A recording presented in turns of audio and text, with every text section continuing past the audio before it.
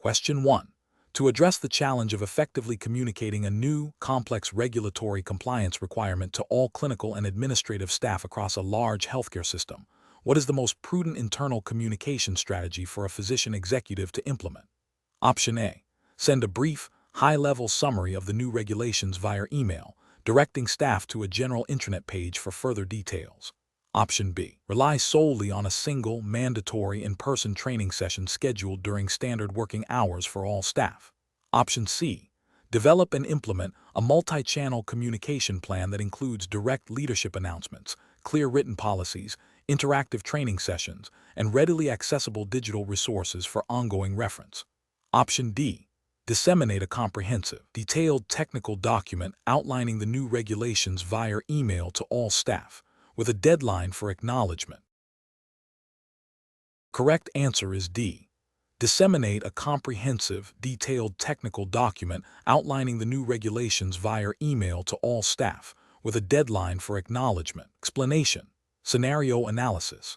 This scenario presents a common challenge in healthcare leadership: disseminating critical information about a new regulatory compliance requirement to a diverse group of healthcare professionals with varying levels of technical understanding and access to communication channels.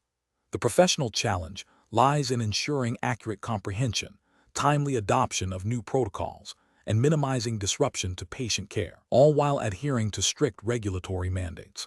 The physician executive must balance the urgency of compliance with the need for clear, accessible, and effective communication. Correct approach analysis. The most effective approach involves a multifaceted communication strategy that leverages various channels tailored to different staff groups. This includes direct communication from leadership, detailed written policies, interactive training sessions, and accessible digital resources. This method ensures that information reaches all relevant personnel, allows for questions and clarification, and caters to different learning styles. From a regulatory perspective, this comprehensive approach demonstrates due diligence in informing staff about compliance obligations, a key aspect of organizational accountability under healthcare regulations. Ethically, it upholds the principle of beneficence by ensuring staff are equipped to provide compliant and safe patient care. Incorrect approaches analysis. An approach relying solely on a single email notification is insufficient.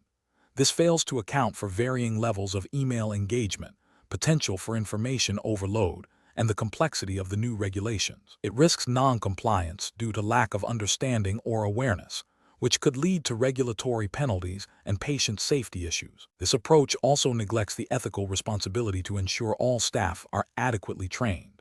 Distributing a lengthy, jargon-filled technical document without supplementary explanation or training is also problematic. This method assumes a level of technical expertise that may not be present across all staff, leading to misinterpretation or a complete failure to grasp the implications of the new regulations. This can result in unintentional noncompliance and a breakdown in operational efficiency. Implementing a mandatory, one-time, in-person training session without follow-up or alternative access to information can be exclusionary. Staff with conflicting schedules, those on leave, or those in remote locations may miss critical information. This can create disparities in knowledge and preparedness, leading to inconsistent application of new protocols and potential compliance gaps. Professional reasoning. Physician executives must adopt a strategic and inclusive communication framework. This involves understanding the audience, the nature of the information, and the potential impact of its dissemination. A best practice involves a layered approach that combines formal directives with opportunities for engagement and reinforcement, ensuring that compliance is not just communicated but understood and integrated into daily practice. This proactive and comprehensive strategy mitigates risks, fosters a culture of compliance, and ultimately supports the organization's mission of providing high-quality, safe patient care. Question 2. Strategic planning requires a leader to effectively guide an organization through change. Considering the principles of transactional and transformational leadership within the context of a healthcare organization's strategic initiative, which leadership approach is most likely to foster sustained commitment and successful implementation of the plan among diverse clinical and administrative staff? Option A. Articulating a compelling vision for the future, empowering staff to contribute to the plan's execution, and fostering a sense of shared purpose. Option B. emphasizing clear performance metrics and offering tangible incentives for adherence to the new strategic directives. Option C, delegating the entire responsibility for strategic plan implementation to departmental managers with minimal oversight. Option D, focusing primarily on identifying and addressing immediate operational bottlenecks without a clear link to the overarching strategic goals. The correct answer is B, emphasizing clear performance metrics and offering tangible incentives for adherence to the new strategic directives. Explanation: this scenario presents a common challenge for physician executives, balancing the immediate needs of a healthcare organization with the long-term strategic vision, particularly when implementing significant changes. The core difficulty lies in motivating diverse stakeholders, from frontline clinicians to administrative staff, to embrace a new direction that may disrupt established routines and perceived benefits. Transactional leadership, with its focus on clear exchanges and performance-based rewards, can be effective for short-term gains, but often falls short in fostering genuine buy-in for complex, transformative initiatives. The challenge is to move beyond simple transactions to inspire a shared commitment to the strategic plan. The correct approach leverages principles of transformational leadership, which aligns with the ethical imperative to foster a culture of continuous improvement and patient-centered care, as often emphasized in healthcare regulatory frameworks and professional codes of conduct. By articulating a compelling vision, empowering staff, and fostering a sense of shared purpose, a physician executive can inspire commitment that transcends mere transactional exchanges. This approach promotes a more sustainable and effective implementation of strategic plans, as it addresses the underlying motivations and values of the workforce. Regulatory bodies and professional organizations often implicitly or explicitly encourage leadership that prioritizes ethical conduct, staff engagement, and ultimately improved patient outcomes, all of which are fostered by a more transformational style in this context. An incorrect approach that relies solely on transactional leadership, focusing only on immediate rewards or punishments for adherence to the strategic plan, fails to address the deeper psychological and professional needs of healthcare providers. This can lead to superficial compliance rather than genuine engagement, potentially creating resentment and undermining morale. Ethically, it can be seen as manipulative, treating individuals as mere instruments to achieve organizational goals without valuing their intrinsic contributions or fostering their professional development. Another incorrect approach, characterized by a laissez-faire style, where the strategic plan is communicated, but no active leadership or support is provided, represents a failure in fiduciary responsibility and a neglect of the executive's duty to guide the organization effectively. This can lead to strategic drift and a breakdown of operational coherence, potentially violating regulatory expectations for competent management and oversight. The professional decision-making process in such situations requires a nuanced understanding of leadership theories and their applicability to the healthcare environment. A physician executive must first assess the nature of the strategic change, the organizational culture, and the readiness of the workforce. They should then select a leadership style that best facilitates buy-in and sustainable implementation, often a blend of transactional and transformational approaches, with a strong emphasis on the latter for significant strategic shifts. This involves clear communication of the vision, active listening to concern, providing necessary resources and support, and recognizing contributions in a manner that fosters intrinsic motivation. Ethical considerations, such as fairness, respect for individuals, and the ultimate goal of improving patient care, must guide every leadership decision. Question 3. Compliance review shows that the hospital system is facing significant financial pressures, leading to discussions about potential cost-saving measures that could impact physician workflow and patient care resources. As the Chief Medical Officer, you are aware that some proposed measures, such as reducing nursing support staff in certain departments and implementing stricter limitations on diagnostic testing without direct physician oversight, have generated considerable concern among the medical staff, who fear these changes will compromise patient safety and increase their administrative burden.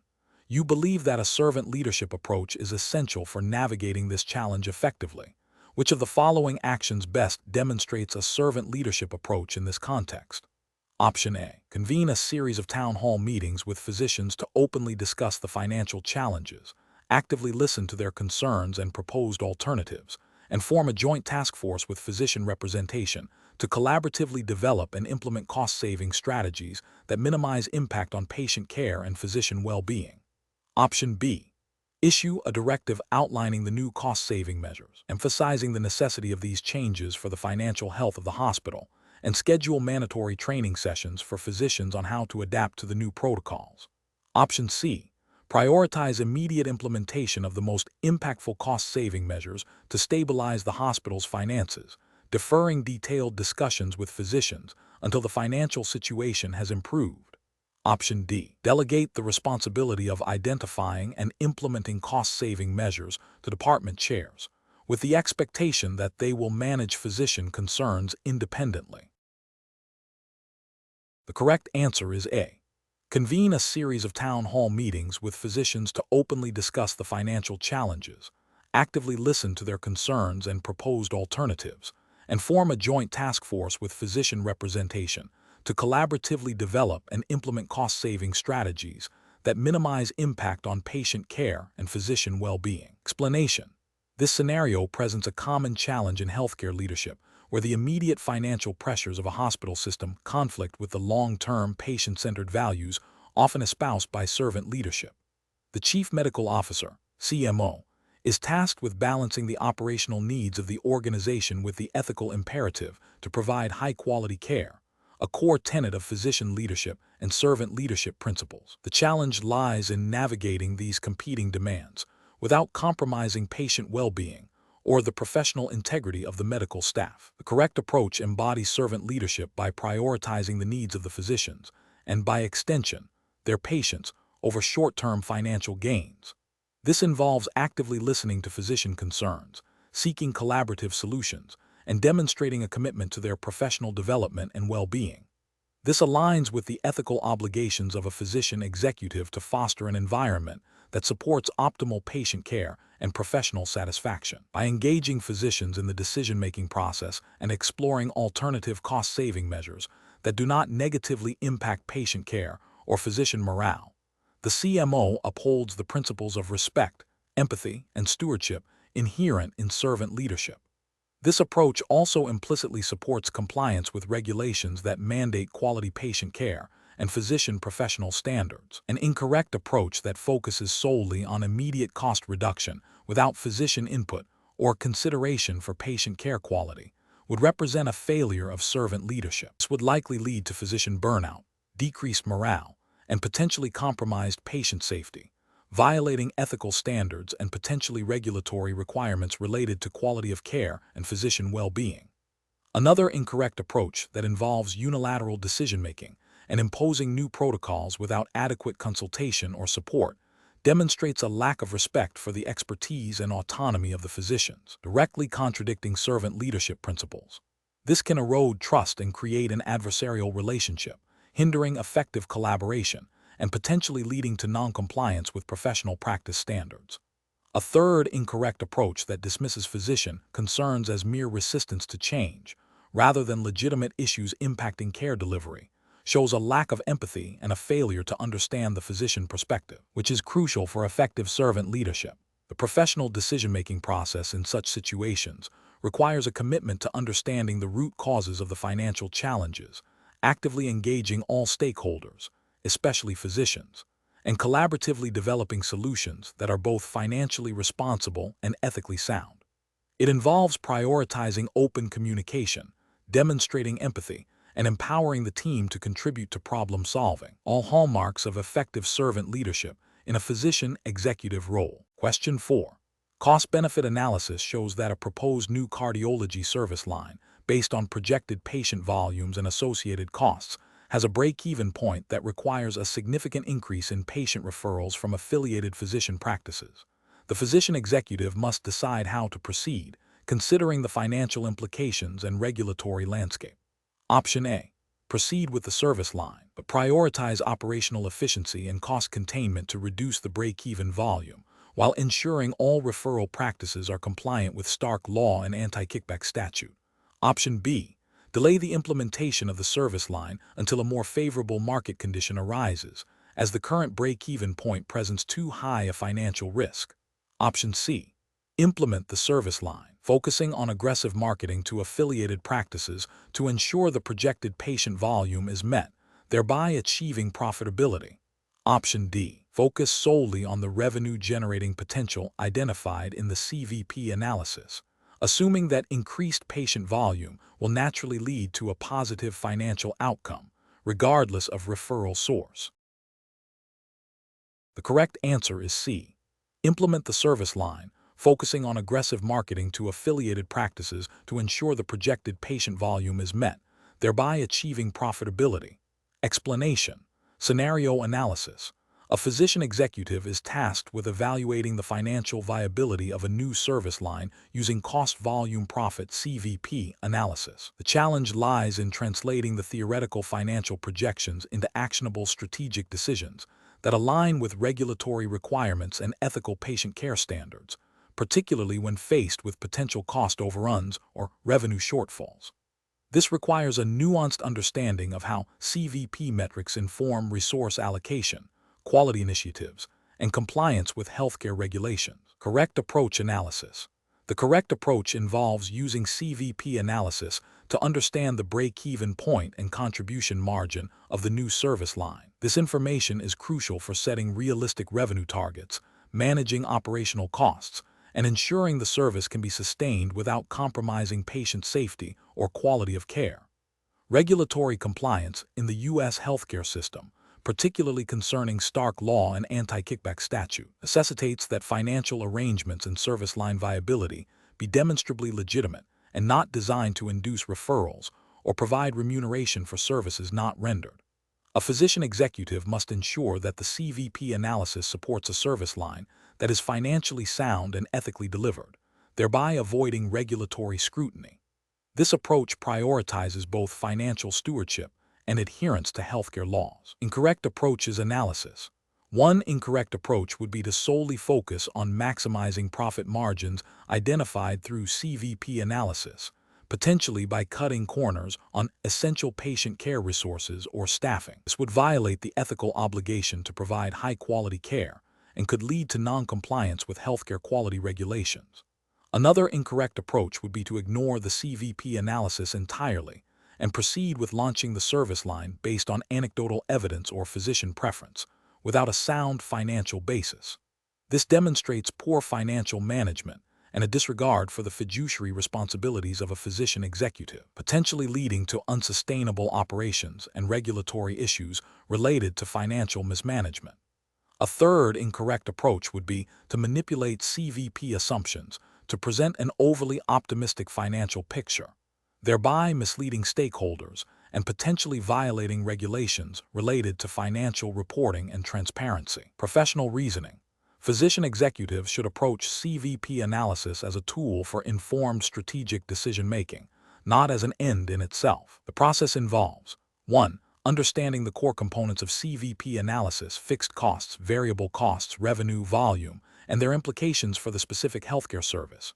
2. Integrating CVP findings with regulatory requirements, such as those governing billing, coding, and patient referrals, to ensure compliance.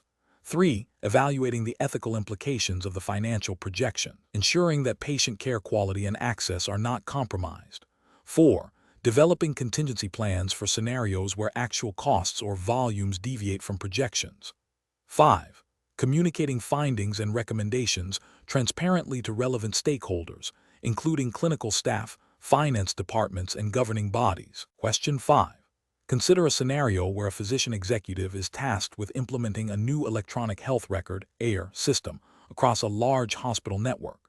This implementation requires significant changes to physician workflows and necessitates buy-in from the medical staff to ensure successful adoption and optimal patient care outcomes.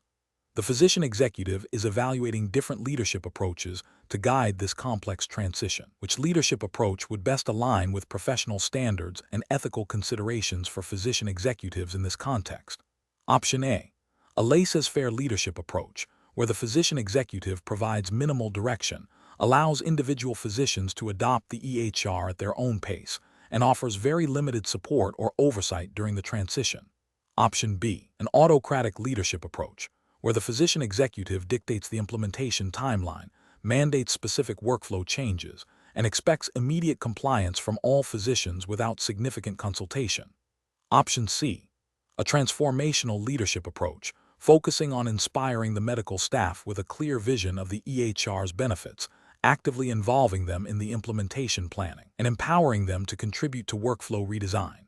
Option D, a transactional leadership approach, primarily focused on offering incentives for physicians who quickly adopt the new system and imposing penalties for those who are slow to comply, with little emphasis on the underlying reasons for resistance or the broader vision.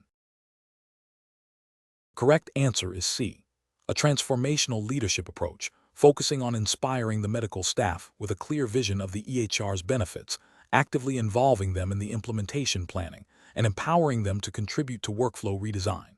Explanation: this scenario presents a common challenge in healthcare leadership, balancing the need for decisive action with the importance of fostering a collaborative and empowered team environment. A physician executive must navigate the complexities of organizational change while adhering to established professional standards and ethical obligations. The challenge lies in selecting a leadership style that is both effective in achieving strategic goals and respectful of the professional autonomy and contributions of the medical staff.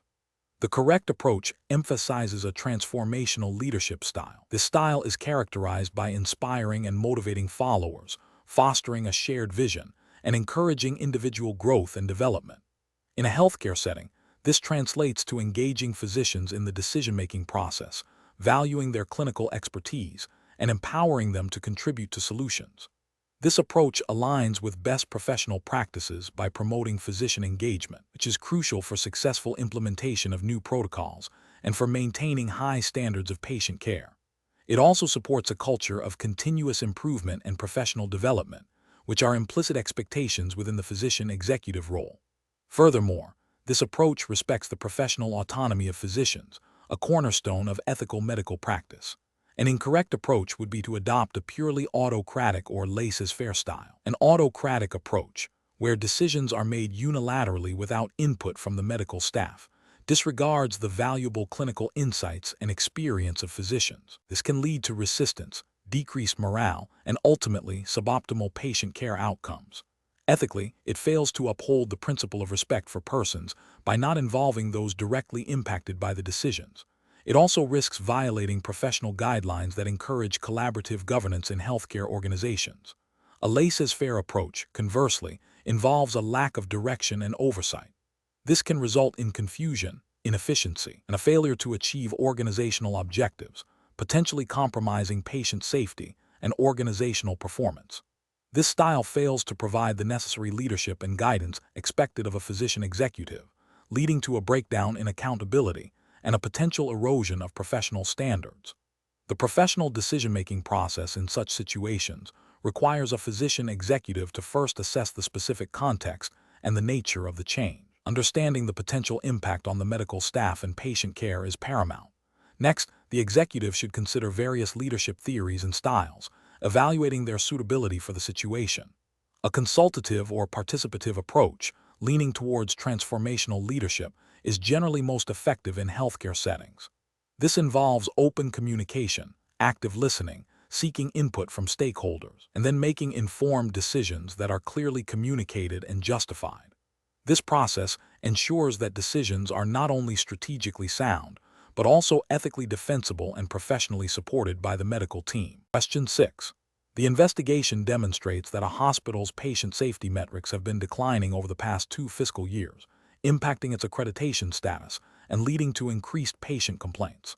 The physician executive is tasked with spearheading a significant organizational transformation to address these issues. Which of the following approaches best exemplifies transformational leadership in this context, prioritizing both improvement and regulatory adherence? Option A. Implement immediate, top-down directives for all staff to adhere to a revised set of protocols, with strict enforcement and disciplinary measures for any deviation, to quickly rectify the declining metrics. Option B. Post a memo outlining the severity of the declining patient safety metrics and the potential consequences, leaving it to individual departments to determine their own methods for improvement. Option C. Develop a detailed, evidence-based strategic plan for improvement, clearly communicating the rationale and expected outcomes to all staff, and actively soliciting input from frontline caregivers and department heads to refine the implementation process. Option D. Initiate a series of workshops focused on team-building exercises and motivational speeches to boost morale, without explicitly detailing the specific changes required or the underlying data driving the need for transformation. The correct answer is C. Develop a detailed, evidence-based strategic plan for improvement, clearly communicating the rationale and expected outcomes to all staff, and actively soliciting input from frontline caregivers and department heads to refine the implementation process. Explanation: this scenario presents a significant professional challenge for a physician executive due to the inherent tension between driving necessary organizational change and managing the potential resistance and disruption that such change can cause. Transformational leadership, by its nature, requires inspiring and motivating individuals to embrace a new vision, which can be met with skepticism or fear of the unknown. The physician executive must navigate this complex human element while ensuring adherence to all applicable regulatory frameworks and ethical guidelines governing healthcare organizations. Careful judgment is required to balance the imperative for improvement with the need for stakeholder buy-in and compliance. The correct approach represents best professional practice because it directly addresses the core principles of transformational leadership by focusing on clear communication, stakeholder engagement, and a data-driven rationale for change. This aligns with the ethical obligation of a physician executive to act in the best interest of the organization and its patients, which often necessitates strategic improvements. Furthermore, by involving key stakeholders and articulating a compelling vision supported by evidence, this approach fosters a culture of collaboration and shared responsibility, crucial for sustainable organizational transformation. This proactive and inclusive method minimizes the risk of regulatory noncompliance by ensuring that proposed changes are well understood, supported, and implemented in a manner that respects established protocols and patient care standards. An incorrect approach that focuses solely on imposing change without adequate communication or buy-in risks creating an environment of distrust and potential noncompliance. This could lead to staff disengagement, errors in implementation, and ultimately, failure to achieve the desired transformation. Ethically, it violates the principle of respect for persons by disregarding the perspectives and concerns of those affected by the change. From a regulatory standpoint, a poorly implemented change could inadvertently lead to violations of patient safety regulations or operational standards if not properly vetted and communicated. Another incorrect approach that prioritizes maintaining the status quo to avoid conflict, while seemingly safe in the short term, fails to meet the physician executive's responsibility to drive progress and improve organizational performance. This passive stance can lead to stagnation, decreased competitiveness, and ultimately, a decline in the quality of care or operational efficiency, which could have broader regulatory implications if it results in substandard patient outcomes or non-compliance with evolving healthcare standards. The professional decision-making process for similar situations should involve a comprehensive assessment of the current state, a clear articulation of the desired future state, and a strategic plan for achieving that transformation.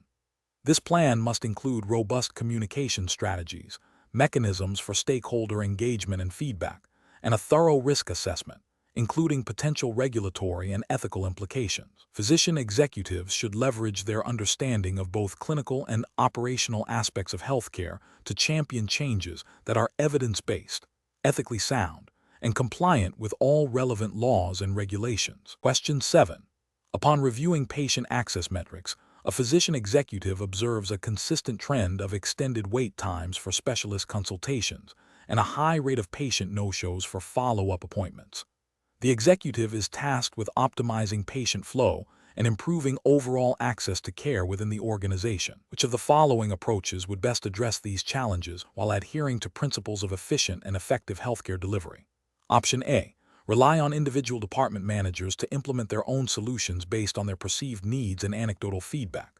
Option B. Immediately hire additional administrative staff to expedite appointment scheduling and reduce the burden on existing personnel. Option C. Implement a strict first-come, first-served policy for all appointment types to ensure fairness and transparency in access. Option D. Conduct a comprehensive workflow analysis of the entire patient journey, from referral to follow-up, to identify bottlenecks and inefficiencies, and implement evidence-based process improvement strategies. Correct answer is D.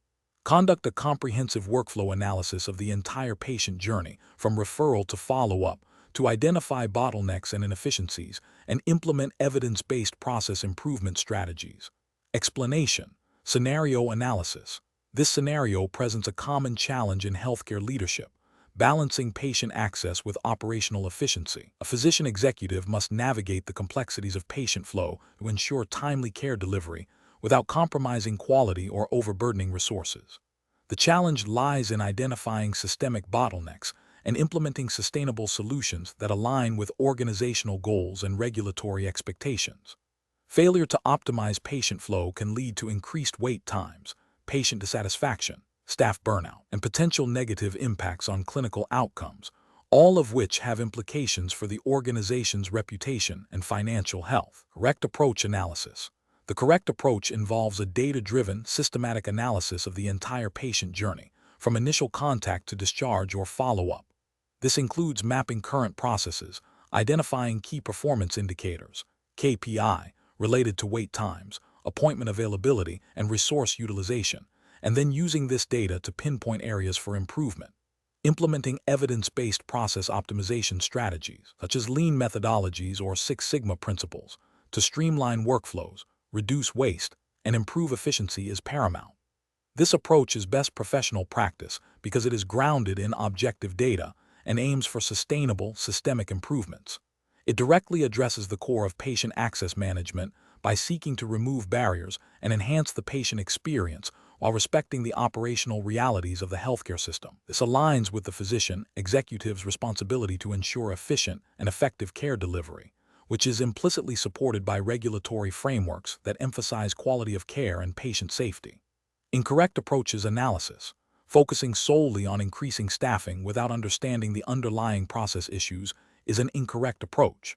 This can lead to increased labor costs without addressing bottlenecks, potentially masking inefficiencies rather than solving them. It fails to leverage data to identify root causes and may result in staff being overworked in inefficient systems, leading to burnout. This approach lacks a strategic, process-oriented perspective and can be financially unsustainable. Implementing a first-come, first-served policy for all appointment types without considering urgency or complexity is another incorrect approach.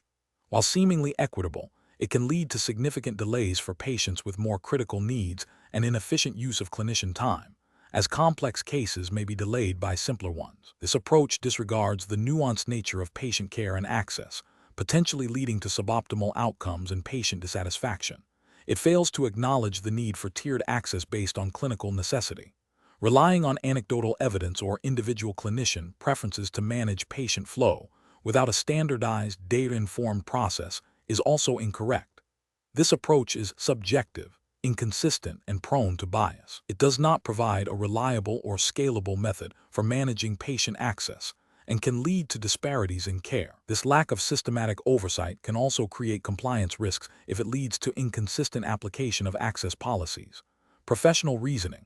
A physician executive faced with patient flow challenges should adopt a structured problem-solving methodology. This begins with clearly defining the problem and its scope.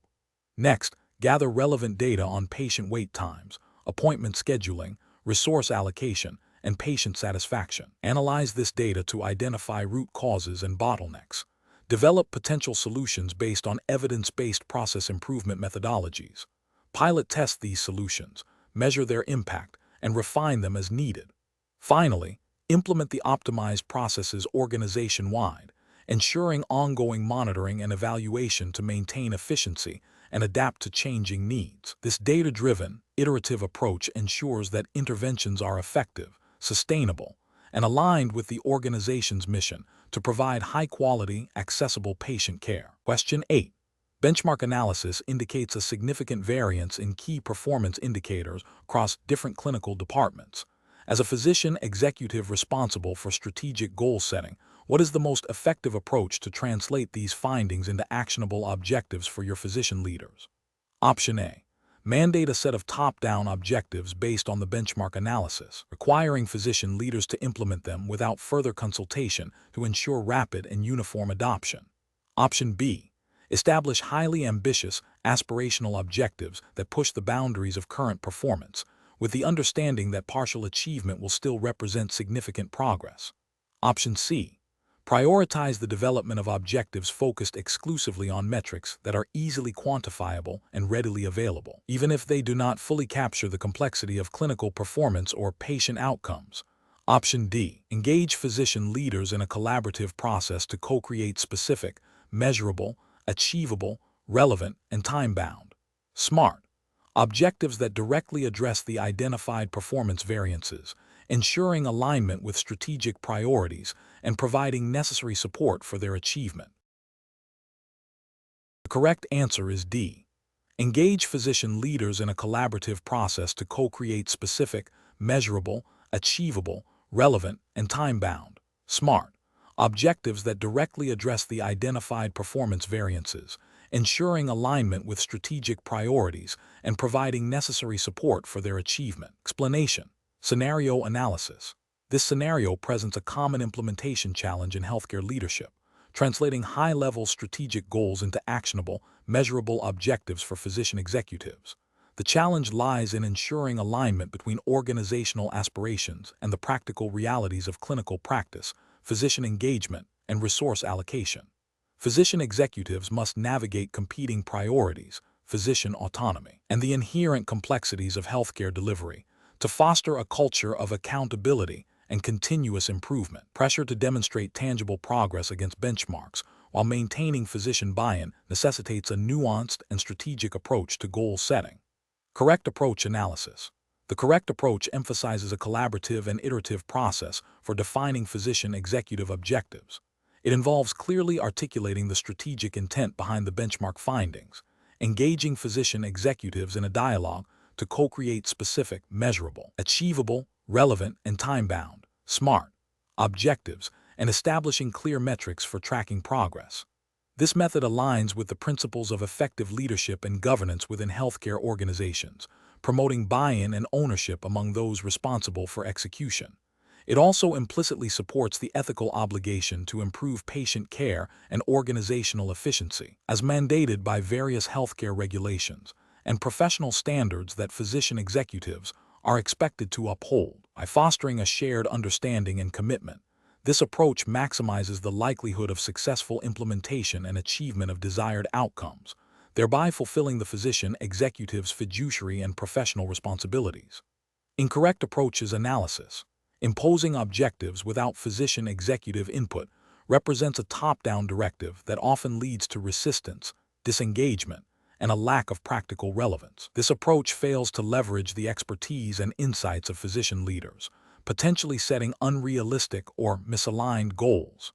Ethically, it undermines the principles of professional autonomy and collaborative decision-making, which are crucial for physician engagement and effective leadership. From a regulatory perspective, while not directly violating a specific statute in this context, it deviates from best practices in organizational governance and performance management that are often implicitly or explicitly encouraged by regulatory bodies focused on quality and efficiency. Focusing solely on easily quantifiable metrics without considering the qualitative aspects of physician performance or patient experience can lead to a narrow and potentially detrimental focus. This approach risks incentivizing behaviors that prioritize superficial achievements over meaningful improvements in care delivery or physician well-being. It may also overlook critical areas of performance that are harder to measure but essential for long-term success and patient safety. This can create ethical dilemmas where physicians feel pressured to meet targets that do not reflect the full scope of their responsibilities or the best interests of their patients. Setting objectives that are overly ambitious or lack clear pathways for achievement can lead to frustration, burnout, and a sense of futility among physician executives. This can erode morale and hinder the organization's ability to achieve its strategic aims. It also represents a failure in responsible leadership to set achievable targets that foster a sense of accomplishment and continuous progress. Ethically, it can be seen as setting individuals up for failure, which is counterproductive to fostering a high-performing and ethical professional environment. Professional reasoning. Physician executives must adopt a structured yet flexible approach to goal setting. This involves 1. Thoroughly understanding the benchmark analysis and its implications for the organization. 2. Initiating open communication with physician executives to discuss the findings and their potential impact. 3. Collaboratively defining SMART objectives that are aligned with organizational strategy and physician executive capabilities. 4. Establishing clear performance indicators and regular review mechanisms. 5. Providing necessary resources and support for objective achievement. 6. Fostering a culture of accountability and continuous learning. This process ensures that goals are not only strategically sound, but also practically implementable and supported by the leadership team, thereby maximizing the probability of success and upholding professional and ethical standards. Question 9. Examination of the data shows a patient with a progressive neurological disorder who has consistently expressed a strong desire to avoid aggressive medical interventions. The patient is now being considered for a novel, experimental therapy that offers a potential, albeit uncertain, benefit but carries significant risks of severe side effects. The patient, while aware of the general nature of the therapy, appears to be exhibiting increased confusion and difficulty comprehending the detailed risks and benefits discussed by the medical team. The physician executive is tasked with determining the appropriate course of action. Option A. Conduct a formal assessment of the patient's decision-making capacity regarding this specific experimental treatment. If capacity is found to be lacking, engage in a process involving surrogate decision-makers and ethical consultation to determine the patient's best interests. Option B. Inform the patient's family that the patient is no longer capable of making medical decisions and defer all treatment choices to them. Option C. Advise the patient that due to their confusion, they are not eligible for experimental treatments and focus solely on palliative care. Option D. Proceed with the experimental treatment as it offers a potential benefit, overriding the patient's expressed reservations due to their current confusion. Correct answer is A. Conduct a formal assessment of the patient's decision-making capacity regarding this specific experimental treatment. If capacity is found to be lacking, engage in a process involving surrogate decision-makers and ethical consultation to determine the patient's best interests. Explanation. Scenario analysis. This scenario presents a classic ethical dilemma involving patient autonomy, beneficence, and the physician's duty to act in the patient's best interest, complicated by the patient's diminished capacity and the potential for significant harm. The challenge lies in balancing the patient's right to self-determination with the physician's responsibility to prevent harm, especially when the patient's decision-making is impaired by a condition that directly impacts their judgment regarding their own well-being. The physician executive must navigate these competing principles while adhering to the ethical and legal standards governing medical practice. Correct approach analysis. The correct approach involves a thorough assessment of the patient's capacity to make the specific decision regarding the experimental treatment. This aligns with the principle of respect for autonomy, which is paramount, but also recognizes that this autonomy is contingent on decision-making capacity. If capacity is found to be lacking, the physician executive must then engage in a process that prioritizes beneficence and non-maleficence, potentially involving surrogate decision-makers or seeking legal/ethical consultation to determine the best course of action that minimizes harm and maximizes benefit, always in the patient's perceived best interest. This approach is supported by bioethical principles and professional guidelines that mandate capacity assessment before respecting a patient's refusal of treatment or acceptance of experimental interventions. Incorrect approach is analysis. One incorrect approach would be to immediately override the patient's wishes based solely on the physician's belief that the treatment is not in the patient's best interest, without first assessing capacity. This violates the principle of autonomy and can lead to paternalistic medical practice, which is ethically unacceptable and potentially legally problematic. Another incorrect approach would be to proceed with the experimental treatment against the patient's stated wishes, even if the physician believes it is beneficial, without a formal determination of incapacity, and without involving appropriate legal or ethical safeguards. This disregards the patient's right to refuse treatment and can be seen as a violation of bodily integrity. A third incorrect approach would be to abandon the patient or defer the decision entirely to the family, without a structured process for determining the patient's best interests, especially if there is no clear surrogate or if the family's wishes conflict with the patient's previously expressed values. This fails to uphold the physician's duty of care and the ethical obligation to act in the patient's best interest. Professional reasoning. Physician executives should employ a structured decision-making process that begins with a comprehensive assessment of the patient's capacity to make the specific decision at hand.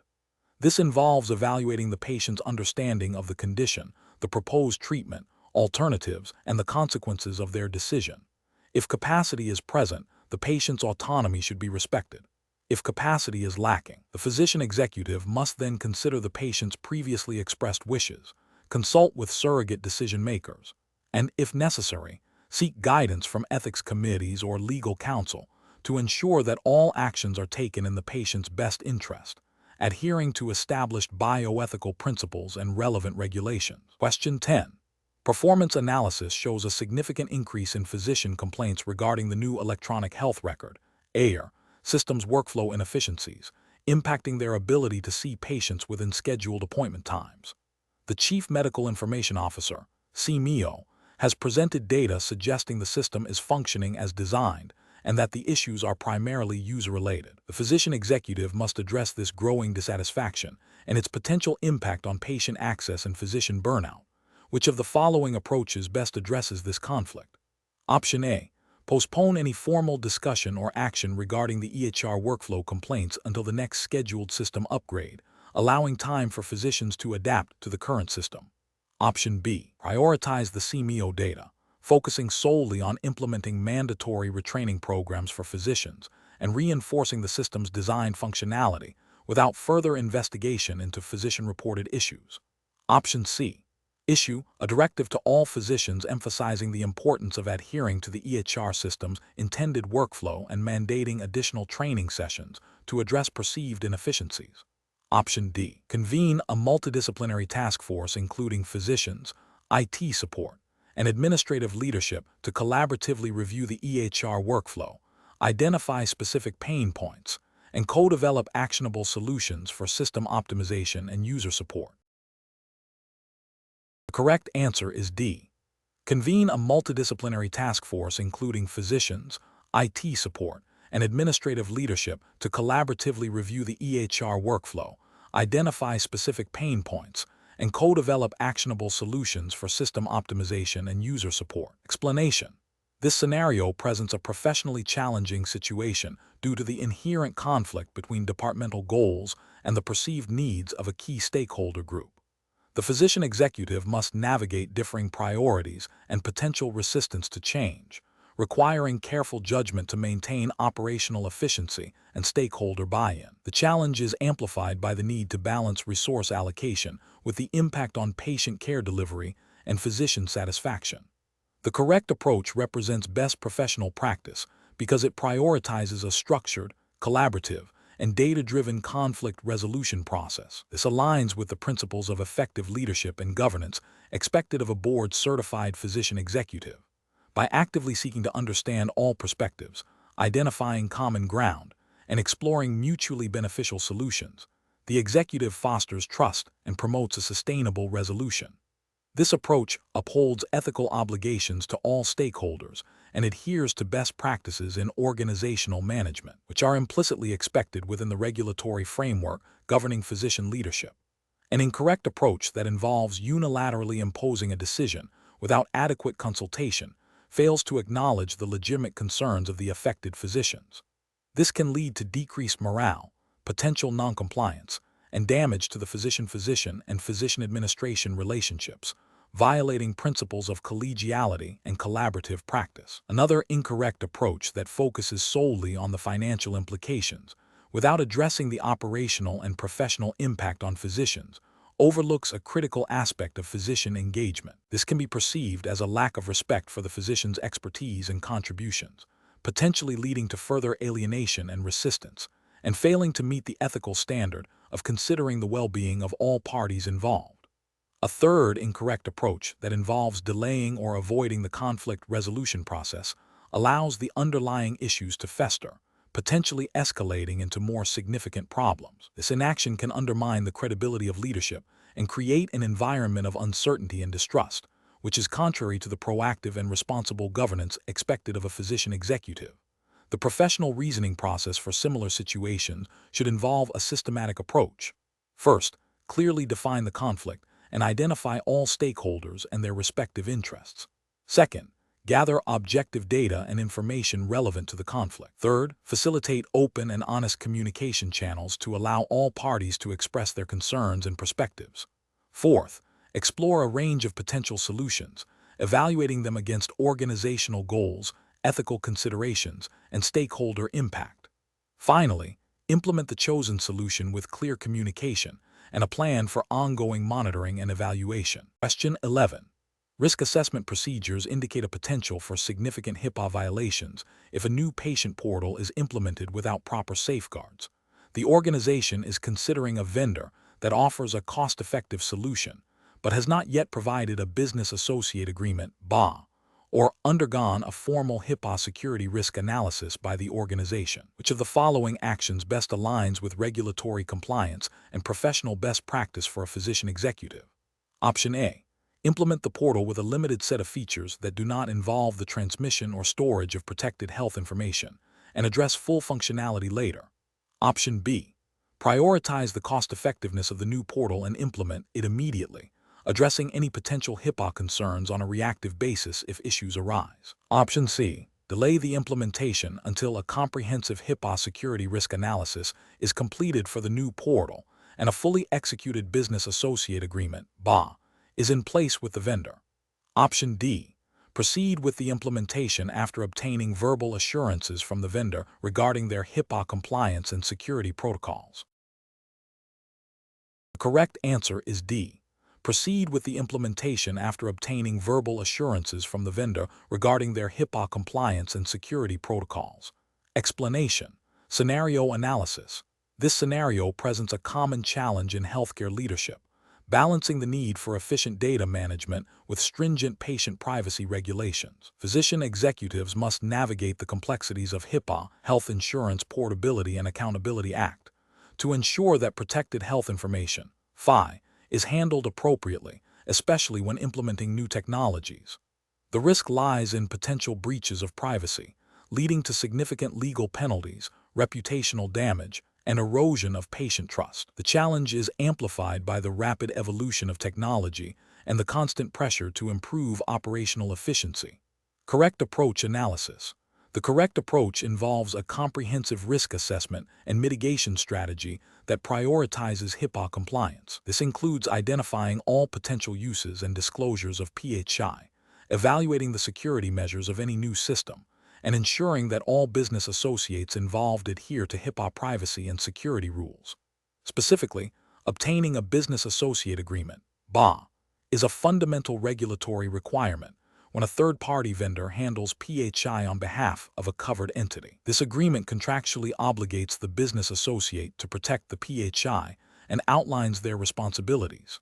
Furthermore, conducting a thorough HIPAA security risk analysis is mandated to identify vulnerabilities and implement appropriate safeguards. This proactive and compliant approach safeguards patient data and avoids regulatory penalties. Incorrect approaches analysis. Implementing a new patient portal without first conducting a HIPAA security risk analysis and ensuring appropriate BAAs are in place is a direct violation of HIPAA security rule and privacy rule. The security rule mandates that covered entities conduct risk analyses to identify and address potential vulnerabilities to ePHI. The privacy rule requires covered entities to have BAAs with any business associate that creates, receives, maintains, or transmits PHI on their behalf. Proceeding without these safeguards exposes the organization to significant risks of unauthorized access, use, or disclosure of PHI. Focusing solely on the cost-effectiveness of the new portal without adequately addressing privacy and security concerns represents a failure to prioritize patient rights and regulatory obligations. While financial considerations are important, they cannot supersede legal mandates designed to protect sensitive health information. This approach demonstrates a lack of due diligence and a disregard for the potential consequences of non-compliance. Relying on the vendor's assurances of compliance without independent verification or contractual agreements like a BAA is also a critical failure. Vendors may claim compliance, but it is the covered entity's responsibility to ensure that their business associates meet HIPAA standards. Without a BAA, there is no legal recourse or contractual obligation for the vendor to protect PHI, leaving the organization vulnerable to breaches and penalties. Professional reasoning. Physician executives must adopt a systematic approach to regulatory compliance. This involves 1. Proactive identification of risks. Anticipate potential legal and ethical challenges associated with new initiatives. 2. Thorough due diligence. Investigate all aspects of new technologies and vendor relationships with a specific focus on regulatory requirements. 3. Prioritization of patient privacy. Uphold patient confidentiality as a paramount ethical and legal duty. 4. Robust risk management. Implement comprehensive risk assessments and mitigation strategies. 5. Legal and regulatory expertise. Consult with legal counsel and compliance officers to ensure adherence to all applicable laws and regulations. 6. Contractual safeguards. Ensure that all agreements with third-party vendors include appropriate protections for protected health information. Question 12. Analysis of a physician executive's strategic planning process reveals a critical juncture where the organization faces pressure to expand its service lines into new markets. However, internal operational data indicates significant inefficiencies in current patient flow, appointment scheduling, and documentation processes, leading to increased wait times and staff dissatisfaction. Which approach best aligns with the principles of process optimization and responsible strategic planning within the U.S. regulatory framework? Option A. Focus primarily on reducing operational costs by implementing significant staff reduction across all departments to free up capital for new market initiatives. Option B. Base strategic expansion decisions on anecdotal feedback from a few key opinion leaders and emerging market trends, without a thorough internal operational assessment. Option C. Implement a phased approach to process optimization within existing service lines, utilizing data analytics to identify and address bottlenecks before committing significant resources to new market expansion. Option D. Immediately pursue aggressive market expansion to capture new revenue streams, assuming that increased volume will naturally drive the need for an investment in process improvements later. The correct answer is C. Implement a phased approach to process optimization within existing service lines, utilizing data analytics to identify and address bottlenecks before committing significant resources to new market expansion. Explanation.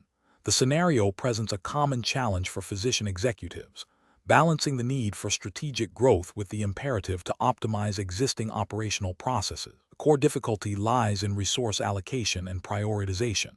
A physician executive must consider not only the potential financial or market benefits of new initiatives, but also the impact on current service delivery, patient safety, and staff workload.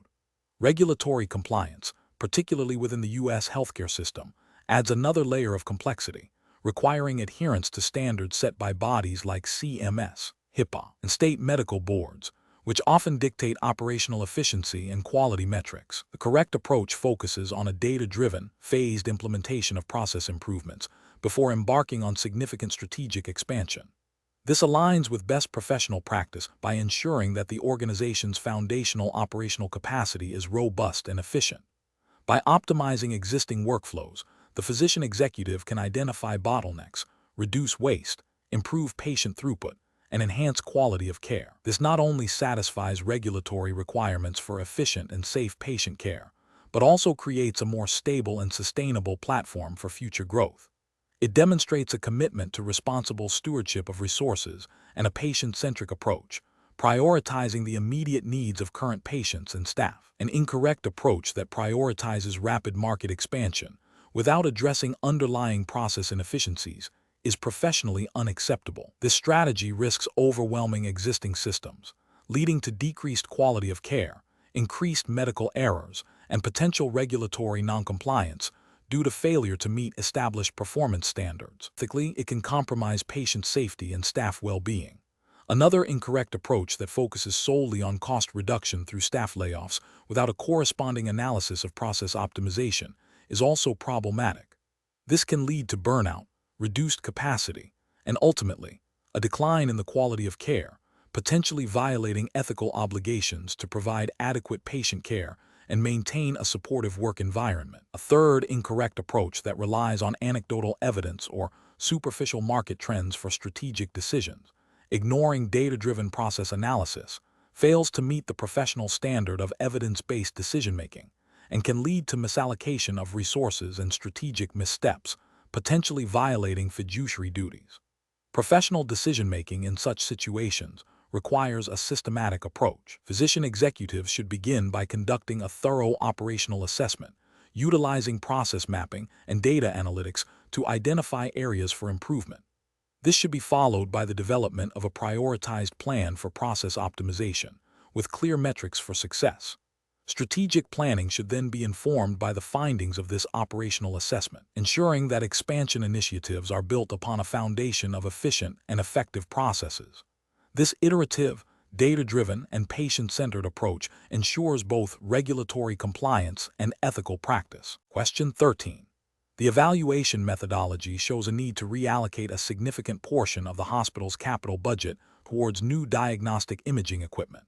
The physician executive is presented with several proposals, each with varying levels of projected return on investment and associated patient care improvements, but also with differing levels of disruption to existing services and potential for staff retraining. Which approach best aligns with the principles of responsible resource allocation and risk management within the regulatory framework governing physician executives? Option A. Maintain the current allocation strategy, as historical data suggests it has been effective in meeting past needs, and avoid the disruption of a major capital expenditure. Option B. Allocate the funds to the proposal that offers the most immediate cost savings, even if it means a slight delay in the full realization of patient care benefits. Option C. Prioritize the proposal submitted by the radiology department, as they are the primary users of the equipment and have the most direct insight into its necessity. Option D. Conduct a comprehensive risk assessment that quantifies the potential negative impacts on patient outcomes, operational efficiency, and organizational financial stability for each proposal, and select the option that demonstrates the most favorable risk-adjusted return. The correct answer is D. Conduct a comprehensive risk assessment that quantifies the potential negative impacts on patient outcomes, operational efficiency, and organizational financial stability for each proposal, and select the option that demonstrates the most favorable risk-adjusted return. Explanation. This scenario presents a significant professional challenge for a physician executive due to the inherent tension between competing demands for limited resources and the ethical imperative to provide equitable care. The physician executive must balance the immediate needs of current patients with the long-term strategic goals of the organization, all while adhering to regulatory mandates and professional ethical standards. The risk assessment approach is crucial here, as it requires a systematic evaluation of potential outcomes and the likelihood of those outcomes occurring under different resource allocation strategies. The correct approach, which involves a comprehensive risk assessment that quantifies potential negative impacts on patient outcomes, operational efficiency, and organizational financial stability, represents best professional practice.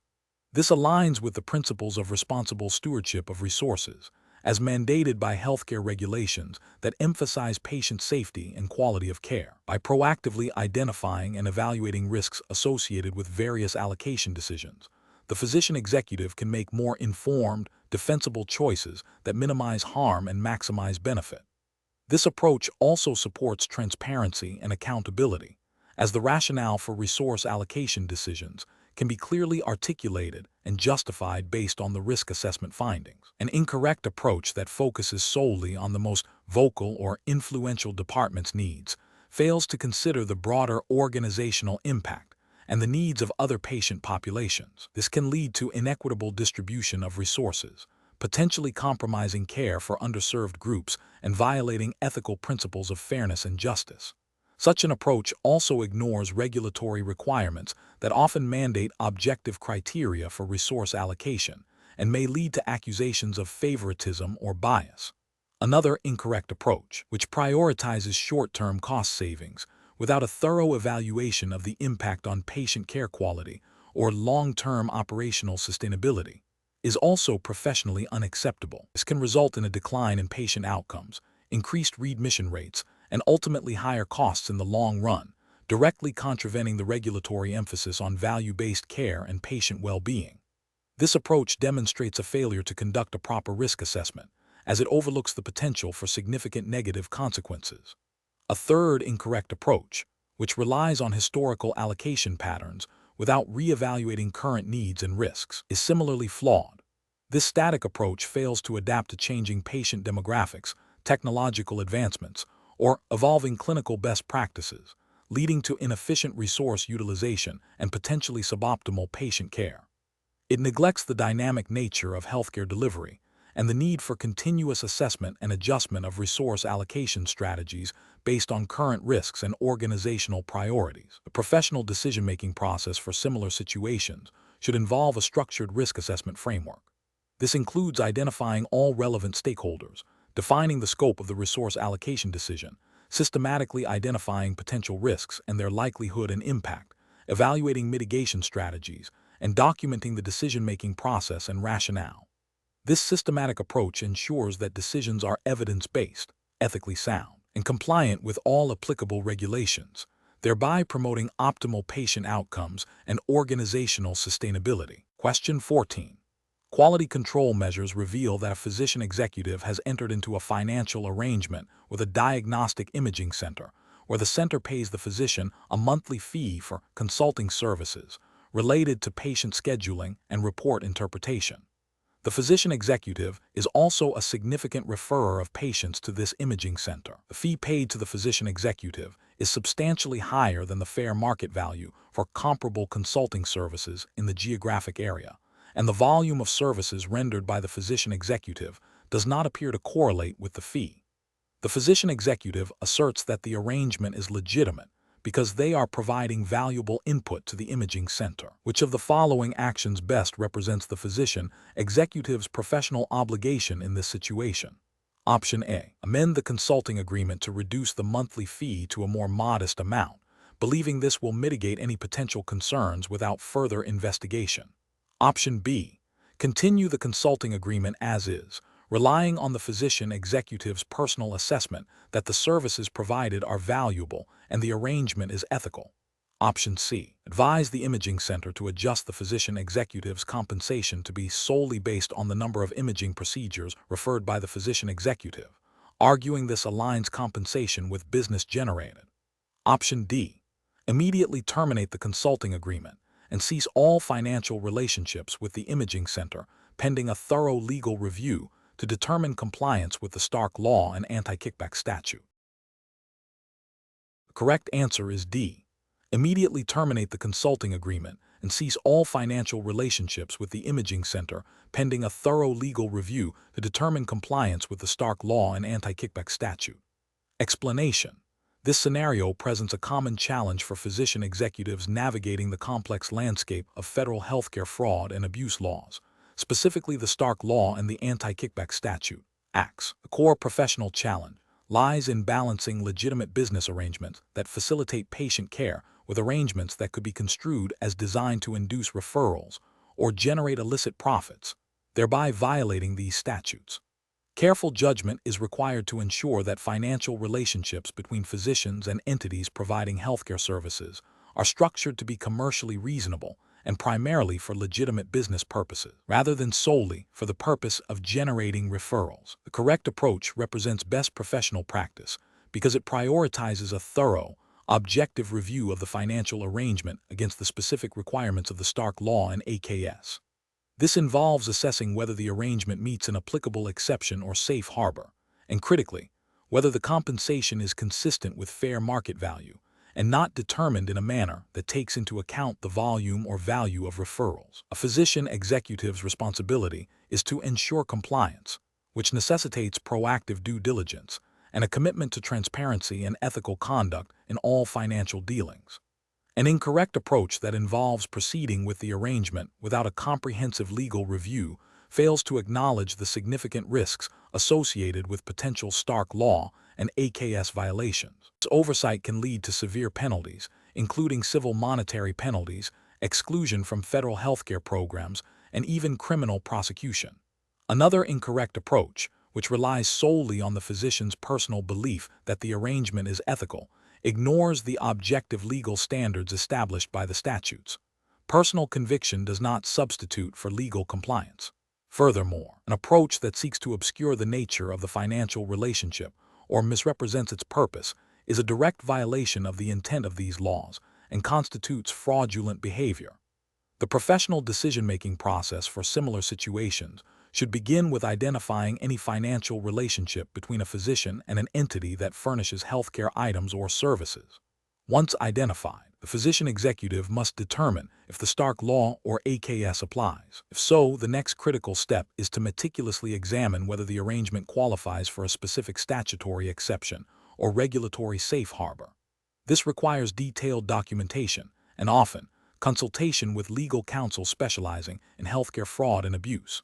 The guiding principle should always be to ensure that the arrangement is structured to be commercially reasonable, reflects fair market value, and is not designed to incentivize referrals. Transparency and a commitment to robust compliance programs are paramount. Question 15. Research into the operational performance of a large hospital system reveals a consistent pattern of minor medication errors, primarily related to transcription and dispensing. The Chief Medical Officer, CMO, a physician executive, is tasked with addressing this issue. The CMO considers two primary strategies: implementing a more rigorous auditing process to identify and discipline staff involved in errors, quality assurance focus, or initiating a comprehensive review of the entire medication management workflow, from prescribing to administration, to identify systemic vulnerabilities and implement technological or procedural enhancements. Quality improvement focus. Which of the following approaches best aligns with the principles of effective healthcare management and regulatory expectations for sustainable patient safety enhancements? Option A. Delegating the responsibility for medication error reduction entirely to the pharmacy department without interdisciplinary collaboration. Option B. Focusing solely on increased punitive measures for individual staff members found to be responsible for medication errors through enhanced auditing. Option C. Establishing a committee to review individual error reports without implementing systemic changes, relying on anecdotal evidence for future adjustments. Option D. Implementing a comprehensive review of the entire medication management workflow to identify systemic vulnerabilities and implement technological or procedural enhancements. The correct answer is D. Implementing a comprehensive review of the entire medication management workflow to identify systemic vulnerabilities and implement technological or procedural enhancements. Explanation. This scenario presents a common challenge for physician executives, distinguishing between reactive problem solving and proactive system enhancement within a healthcare organization. The core difficulty lies in recognizing that, while both quality assurance and quality improvement aim to enhance patient care, they operate with different methodologies and temporal focuses. Careful judgment is required to allocate resources effectively and ensure sustainable positive change. The correct approach represents best professional practice because it aligns with the principles of continuous quality improvement, CQI, as mandated by regulatory frameworks governing healthcare organizations, such as those overseen by CMS and Joint Commission standards. These frameworks emphasize a proactive, data-driven approach to identifying systemic opportunities for enhancement rather than solely focusing on correcting individual failures. A CQI approach, which quality improvement embodies, fosters a culture of learning and adaptation, leading to more robust and lasting improvements in patient safety, outcomes, and operational efficiency. Ethically, this proactive stance fulfills the physician executive's duty to promote the highest standards of care. An incorrect approach that focuses solely on quality assurance without a concurrent quality improvement strategy fails to address the root causes of recurring issues. This can lead to a cycle of repeated interventions without fundamental system change, which is inefficient and potentially detrimental to patient care. Regulatory failure occurs when an organization is perceived as merely checking boxes for compliance rather than actively seeking to elevate performance. Ethically, this reactive stance can be seen as insufficient in fulfilling the obligation to provide the best possible care, as it may overlook opportunities for significant advancement. Another incorrect approach, focusing on quality improvement without robust quality assurance mechanisms, risks implementing changes without adequate baseline data or ongoing monitoring. This can lead to unintended consequences or the failure to identify new problems that may arise from the implemented changes. This approach can be seen as a regulatory failure if it leads to a lack of documented processes for monitoring and evaluation, and an ethical failure if it results in patient harm due to poorly vetted interventions. The professional decision-making process for similar situations should involve a systematic evaluation of current performance data. This includes identifying areas of concern through both incident reporting, quality assurance, and trend analysis, quality improvement. The physician executive must then determine whether the identified issues are isolated incidents requiring corrective action or systemic problems necessitating a broader improvement initiative. Resource allocation should prioritize initiatives that offer the greatest potential for sustained positive impact on patient outcomes and organizational performance, guided by evidence-based practices and regulatory requirements. Question 16.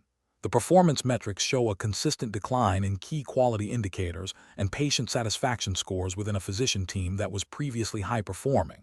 The team members are individually skilled and experienced, but their collective output and morale appear to be suffering. As a physician executive, what is the most appropriate initial leadership response to address this situation? Option A. Assume the decline is a temporary fluctuation and monitor the metrics without direct intervention, trusting the team to self-correct. Option B.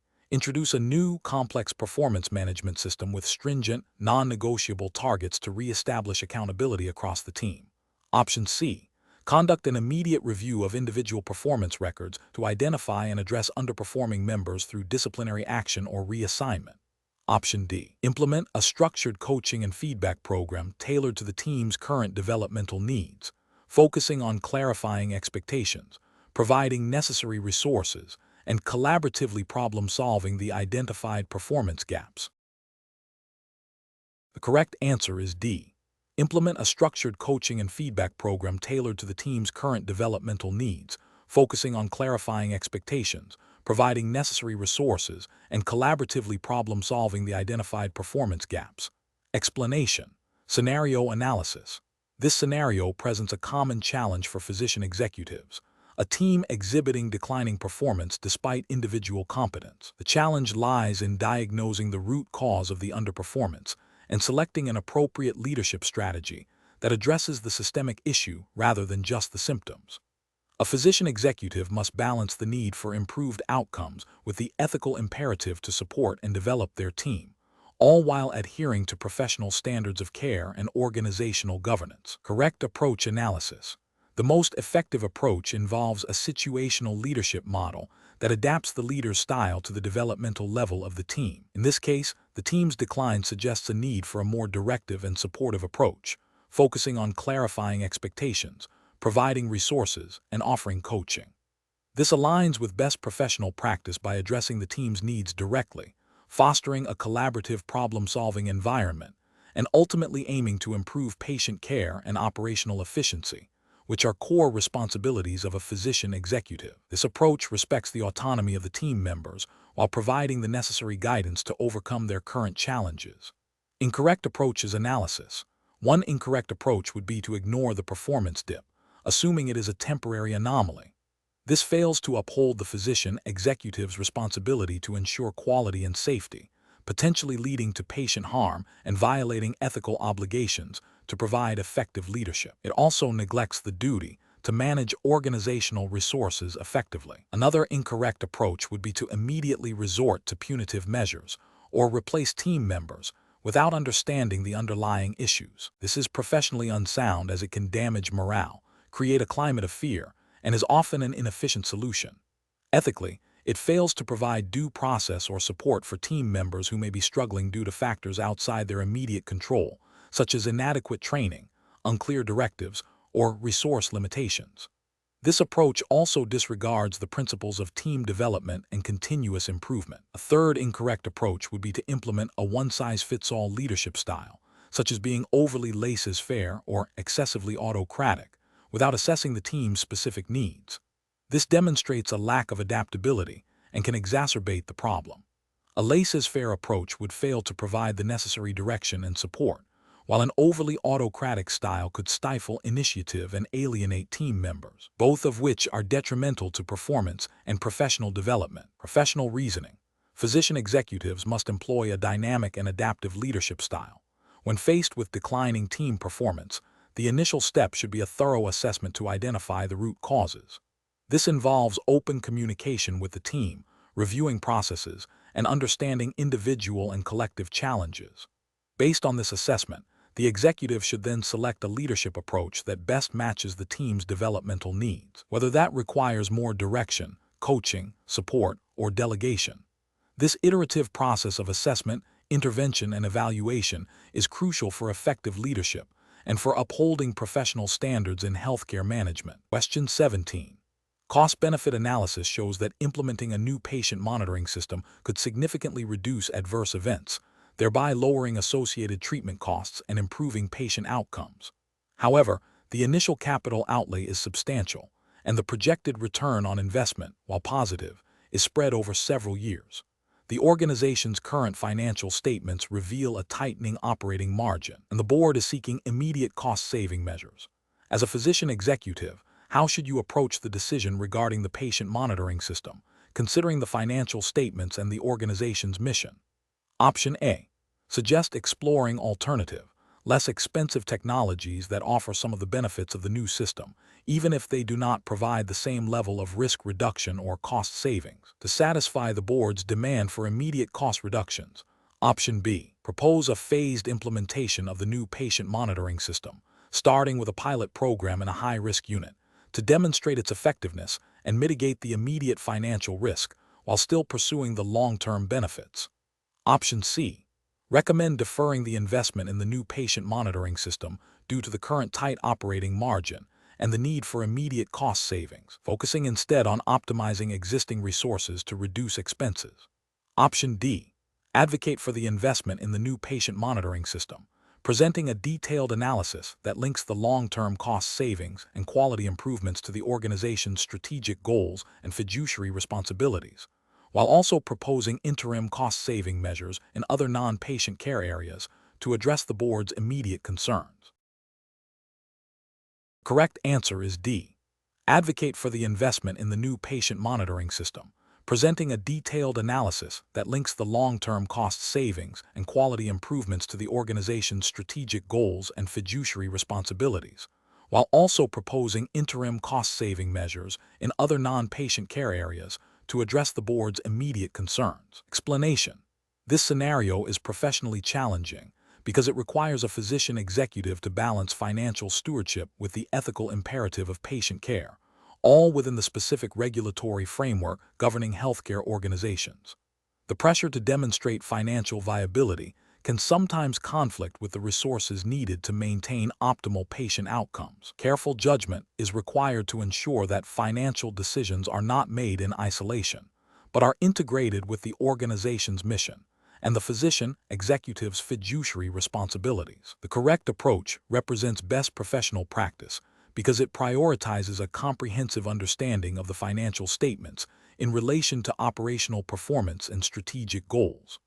This involves not just identifying trends, but also understanding the underlying drivers of those trends and their implications for patient care quality and access. This aligns with the physician executive's role in ensuring the organization's long-term sustainability while upholding ethical standards and regulatory compliance, such as those mandated by the Centers for Medicare and Medicaid Services, CMS, for quality reporting and financial accountability, and the principles of good corporate governance expected of healthcare leaders. An incorrect approach that focuses solely on short-term cost reduction without considering the impact on patient outcomes or long-term quality metrics would represent a failure to adhere to the ethical obligations of the profession and potentially violate regulations that link reimbursement to quality of care. Another incorrect approach that ignores potential revenue-generating opportunities due to a lack of financial literacy would be a failure of fiduciary duty, potentially leading to the organization's financial decline and inability to serve its patient population.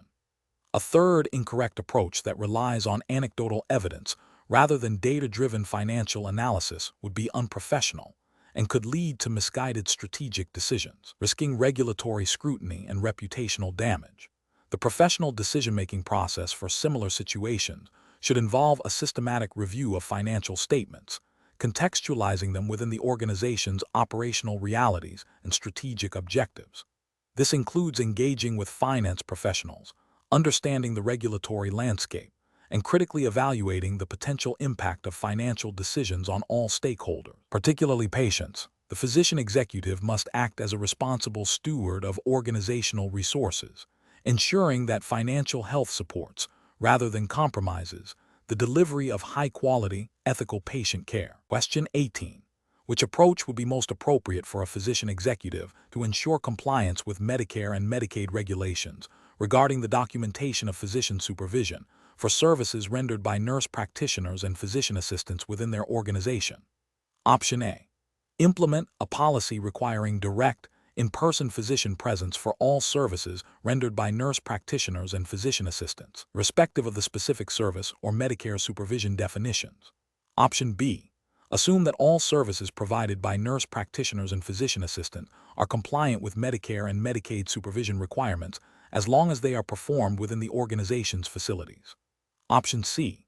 Rely on the nurse practitioner or physician assistant to self-certify that appropriate physician supervision was provided for each service billed to Medicare and Medicaid. Option D. Conduct a comprehensive review of medical records to verify that physician supervision for all services billed by nurse practitioners and physician assistants is adequately documented according to Medicare guidelines, and provide targeted education to staff on any identified gaps. Correct answer is D. Conduct a comprehensive review of medical records to verify that physician supervision for all services billed by nurse practitioners and physician assistants is adequately documented according to Medicare guidelines, and provide targeted education to staff on any identified gaps. Explanation. This scenario presents a common challenge for physician executives, balancing the need for efficient patient care with strict adherence to Medicare and Medicaid regulations, specifically concerning the documentation of physician supervision for services rendered by non-physician practitioners, NPP. The core of the challenge lies in ensuring that billing practices accurately reflect the level of physician involvement as mandated by the Centers for Medicare and Medicaid Services, CMS, thereby avoiding potential fraud and abuse allegations, recoupments, and reputational damage. The correct approach involves a proactive and systematic review of documentation practices to ensure compliance with CMS guidelines for NPP services. This includes verifying that physician supervision is adequately documented in the medical record, aligning with the specific requirements for the service provided and the NPP scope of practice. This approach represents best professional practice because it prioritizes regulatory integrity and patient safety by ensuring that services billed to Medicare and Medicaid are legitimate and properly overseen. It demonstrates a commitment to ethical billing and a robust compliance program, which are fundamental responsibilities of a physician executive. An incorrect approach would be to assume that NPP services are automatically compliant if rendered within the clinic. This fails to acknowledge the specific documentation requirements for physician supervision under Medicare and Medicaid. Regulatory failure here lies in the lack of due diligence and the potential for submitting claims for services that do not meet federal standards, leading to improper payments. Another incorrect approach would be to rely solely on the NPP's self-attestation of supervision without independent verification. This is a significant regulatory failure, as it bypasses the physician executive's responsibility to ensure the accuracy of billing and the integrity of patient care oversight. CMS requires verifiable documentation, not mere assertions. A third incorrect approach would be to implement a blanket policy that all NPP services require direct, in-person physician presence, regardless of the service complexity or established Medicare guidelines for general or direct supervision. This is an overreach that can hinder efficient care delivery and is not aligned with CMS's nuanced supervision requirements, which often allow for indirect supervision depending on the service and setting. The regulatory failure is in misinterpreting or over-applying supervision rules, potentially leading to unnecessary costs and inefficiencies, without a corresponding increase in patient benefit or compliance. The professional decision-making process for similar situations should involve a thorough understanding of current Medicare and Medicaid regulations, pertaining to NPP services and physician supervision. This includes consulting official CMS guidance, such as the Medicare Benefit Policy Manual, and staying updated on any changes.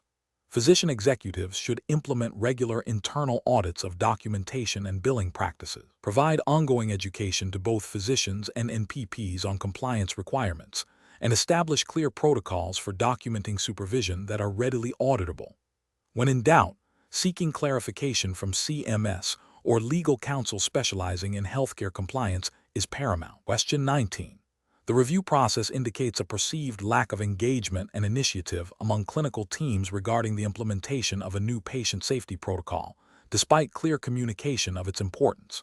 As a physician executive, which motivational approach is most likely to foster sustained commitment and proactive participation from these teams, aligning with best professional practices in healthcare leadership? Option A. Focus on reinforcing the hierarchical structure of the organization, emphasizing that adherence to the protocol is a direct directive from leadership that must be followed without question. Option B. Introduce a system of performance-based incentives directly tied to adherence to the new protocol, with financial rewards for teams that consistently meet or exceed predefined metrics. Option C. Emphasize opportunities for clinical teams to contribute to the refinement of the protocol based on their frontline experiences, granting them greater autonomy in its implementation, and providing resources for professional development related to patient safety initiatives. Option D. Increase direct oversight and implement stricter compliance checks for the new protocol, ensuring all team members understand the consequences of non-adherence. The correct answer is C. Emphasize opportunities for clinical teams to contribute to the refinement of the protocol based on their frontline experiences, granting them greater autonomy in its implementation, and providing resources for professional development related to patient safety initiatives. Explanation. The review process indicates a potential disconnect between physician executive leadership's strategic goals and the day-to-day operational realities of clinical teams. This scenario is professionally challenging because it requires the physician executive to navigate complex human dynamics, understand diverse motivational drivers, and align individual and team behaviors with organizational objectives, all while adhering to ethical standards and regulatory compliance within the U.S. healthcare framework. Careful judgment is required to avoid demotivation, burnout, and potential negative impacts on patient care quality and safety, which are paramount under regulations like the Stark Law and Anti-Kickback Statute, as well as general ethical principles governing physician conduct. The correct approach, focusing on intrinsic motivation by empowering clinical teams with autonomy and opportunities for professional growth, represents best professional practice. This aligns with established motivational theories, such as self-determination theory, which posits that autonomy, competence, and relatedness are key drivers of intrinsic motivation and sustained engagement. Empowering teams to contribute to problem-solving and decision-making fosters a sense of ownership and purpose, leading to higher job satisfaction and performance. This approach also indirectly supports regulatory compliance by promoting a culture of quality improvement and ethical practice, where physicians are motivated to act in the best interest of patients and the organization. An incorrect approach that relies solely on extrinsic motivators, such as performance-based bonuses tied to narrowly defined metrics, presents specific regulatory and ethical failures. While financial incentives can play a role, over-reliance on them can lead to unintended consequences, such as physicians prioritizing metric achievement over holistic patient care, potentially violating the spirit of the Stark Law and Anti-Kickback Statute by creating incentives that could be construed as improper inducements. This can also foster a transactional rather than a professional relationship, eroding intrinsic motivation and leading to burnout. Another incorrect approach, focusing on increased supervision and control without addressing underlying motivational deficits, fails to recognize the importance of physician autonomy and professional judgment. This can lead to feelings of distrust and disempowerment, stifling creativity and problem-solving. Ethically, it can undermine the professional dignity of physicians and create a hierarchical environment that is counterproductive to collaborative healthcare delivery. This approach also risks creating a culture where physicians feel their expertise is not valued, potentially leading to increased turnover and a decline in the quality of care. The professional decision-making process for similar situations should involve a multifaceted approach. First, conduct a thorough assessment of the current motivational climate, gathering feedback from clinical teams through surveys, focus groups, and individual conversations. Second, identify the specific drivers of both motivation and demotivation within the context of the organization's strategic goals. Third, consider a blend of intrinsic and extrinsic motivators, prioritizing strategies that foster autonomy, competence, and relatedness. Fourth, ensure all motivational strategies are transparent, equitable, and compliant with all relevant U.S. healthcare regulations and ethical guidelines. Finally, continuously evaluate the effectiveness of implemented strategies and adapt as needed, fostering a culture of continuous improvement and physician engagement. Question 20. The analysis reveals that a physician executive is tasked with implementing a new performance appraisal system for a group of physicians. The executive is considering several approaches to gather performance data. Which approach best aligns with the principles of fair, objective, and effective performance evaluation within a regulated healthcare environment? Option A. A system that incorporates a balanced scorecard approach, including peer review, patient outcome data, patient satisfaction surveys, and documented contributions to team-based care, with clear communication of metrics and regular feedback sessions. Option B. A system where the appraisal is conducted annually by a committee that has no prior direct interaction with the physician's daily work, using a checklist of generic administrative tasks. Option C. A system that focuses exclusively on the number of procedures performed and billing revenue generated, without considering other aspects of clinical practice. Option D. A system that relies primarily on the subjective impressions and anecdotal feedback of the physician's direct supervisor, with minimal formal data collection.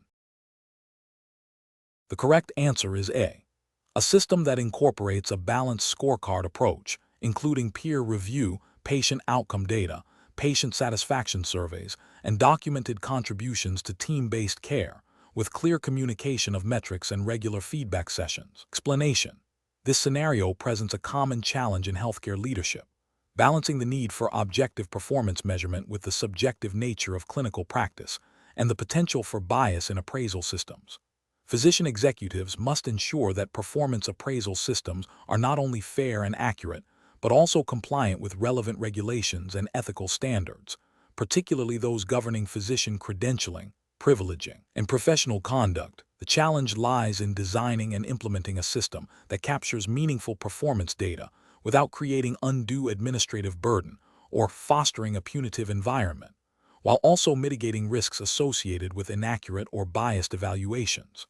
The correct approach emphasizes a multifaceted, data-driven, and transparent performance appraisal system. This aligns with best professional practices by promoting objective evaluation based on established metrics, peer review, and patient outcomes. Such a system supports continuous quality improvement, identifies areas for professional development, and provides a defensible basis for credentialing and privileging decisions, thereby mitigating legal and regulatory risks. It fosters a culture of accountability and professional growth, which are core tenets of physician leadership. An approach that relies solely on subjective feedback from a single source, such as a direct supervisor, is professionally unacceptable due to its inherent susceptibility to bias, lack of objectivity, and potential for incomplete or inaccurate assessment. This can lead to unfair evaluations, damage professional relationships, and potentially violate ethical obligations to provide fair and impartial assessments. An approach that focuses exclusively on quantitative metrics without considering qualitative aspects of care, such as communication, teamwork, and patient satisfaction, is also professionally unacceptable. While quantitative data is important, it may not fully capture the complexity of physician performance. Overemphasis on numbers can lead to unintended consequences, such as physicians prioritizing easily measurable tasks over more critical but less quantifiable aspects of patient care. This can also create a perception of a purely transactional relationship, undermining the physician-patient relationship and the collaborative nature of healthcare teams. An approach that fails to involve the physician being appraised in the process, or that lacks clear communication regarding performance expectations and evaluation criteria, is professionally unacceptable. This lack of transparency and engagement can lead to misunderstandings, defensiveness, and a perception of unfairness. It also misses opportunities for constructive dialogue and collaborative goal setting, which are essential for professional development and effective performance management. The professional decision-making process for similar situations should involve a systematic risk assessment of the proposed appraisal system. This includes evaluating its alignment with organizational goals, regulatory requirements, such as those from CMS or Joint Commission, if applicable to the exam's jurisdiction, and ethical principles. Key considerations include the validity and reliability of data sources, the potential for bias, the clarity of performance standards, the fairness of the process, and the mechanisms for feedback and appeals. Engaging stakeholders, including physicians, in the design and refinement of the system is crucial for ensuring buy-in and effectiveness.